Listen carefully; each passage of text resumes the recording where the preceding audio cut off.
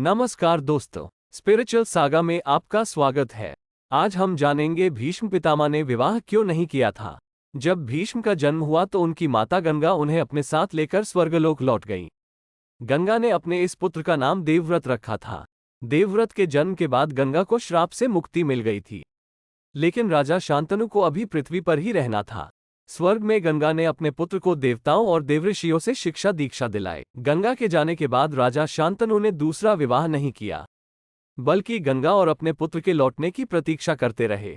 फिर 16 साल बाद एक दिन गंगा प्रकट हुई और उनके साथ राजकुमार देवव्रत भी थे। देवव्रत को उनके पिता शांतनु को सौंपकर गंगा फिर से स्वर्गलोक को लौट गई। एक दिन अपने पुत्र देवव्रत को लेकर राजा शांतनु शिकार पर गए। वहां शिकार करते करते शांतनु अपने पड़ाव से काफी आगे निकल गए और देवव्रत पड़ाव पर ही रुके हुए थे। शांतनु ने रास्ते में एक जगह यमुना किनारे नाव के साथ एक अत्यंत सुंदर स्त्री को देखा, जिस देखकर वह मंत्रमुग्ध हो गए।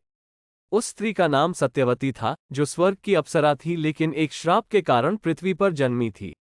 राजा शांतनु ने सत्यवती के सामने विवाह प्रस्ताव रखा तो उन्होंने शांतनु से कहा कि विवाह के संबंध में आप मेरे पिता से बात करिए।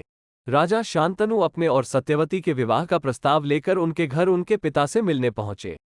उनके पिता ने शांतनु के सामने शर्त रख दी कि वह अपनी पुत्री का विवाह शांतनु के साथ तभी कर सकते हैं जब वो यह वचन दे कि सत्यवती का पुत्र ही हस्तिनापुर का युवराज बनेगा।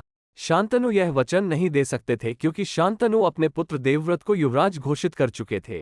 जब शांतनु इस शर्त को मानने के लिए तैयार नहीं हुए तो सत्यवती के पिता ने इस विवाह से इनकार कर दिया। शांतनु ने अपने दिल की बात किसी को नहीं बताई और खोए खोए रहने लगे। वो हर रोज यमुना के उसी किनारे पर जाते जहां सत्यवती बैठती थी और फिर पेड़ के पीछे छिपकर सत्यवती को निहारते रहते। अपने पिता को उदास देखकर देवव्रत ने शांतनु के सारथी से उनके बारे में जानकारी ली और फिर सारथी को लेकर सत्यवती के घर पहुंचे।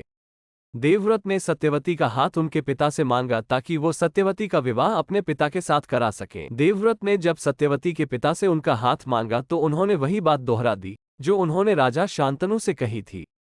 इस पर देवव्रत ने कहा कि युवराज होकर मैं आपको यह वचन दे सकता हूं कि मैं इस राज्य की कमान अपने हाथ में नहीं लूंगा। और देवव्रत ने प्रतिज्ञा की वह आजीवन कुंवारे ही रहेंगे, न उनकी संतान होगी और न ही सिंहासन को लेकर कोई विवाद उपजेगा।